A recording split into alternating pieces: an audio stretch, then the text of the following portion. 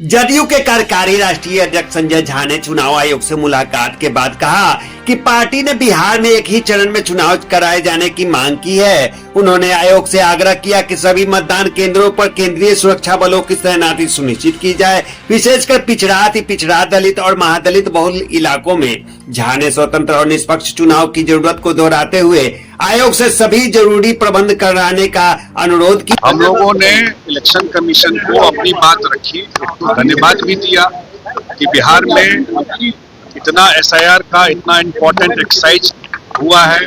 बिहार देश को ये राह दिखाएगा कि एसआईआर कैसे किया जाता है, और जो स्पेशल इंटेंसिव रिवीजन बिहार में हुआ उससे बहुत क्लीन हुआ जो वोटर लिस्ट है।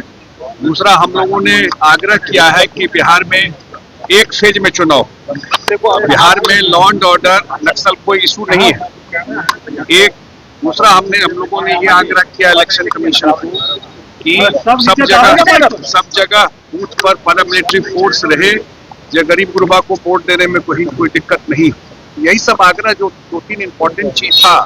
छठ के बाद बहुत सारे लोग रहते हैं, तो चुनाव का डेट तय हो जाए कि जो लोग बाहर से भी जो आते हैं छठ में वो अपना वोट दे सके।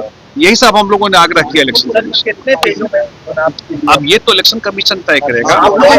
हम लोगों ने एक फेज के लिए सुझाव दिया है कि एक फेज में चुनाव बिहार में हो, क्योंकि बिहार में कानून व्यवस्था दुरुस्त है, कोई नक्सलिज्म का इशू नहीं है। अगर महाराष्ट्र में एक फेज में चुनाव हो सकता है तो बिहार में एक फेज में चुनाव क्यों नहीं हो सकता? एक फेज में चुनाव होना चाहिए। क्या उस पर भी कोई चर्चा हुई है? नहीं, इस पर तो कोई बात, मैंने कहा नहीं, ये एक्सरसाइज बहुत अच्छा एक्सरसाइज था, सारे पार्टियों को इन्वॉल्व किया गया यहाँ पर, और उस पर कोई चर्चा नहीं। तो इलेक्शन में कैसे इलेक्शन का प्रक्रिया होगा, हम लोग कहा कि सब जगह पैरामिलिट्री फोर्स रहे, जो कहीं किसी को दिक्कत नहीं हो वोट देने में। तो लार्जली यही सब सुझाव हम लोग का रहा। कब तक का संभावना है? अब ये तो इलेक्शन कमीशन बताएगा।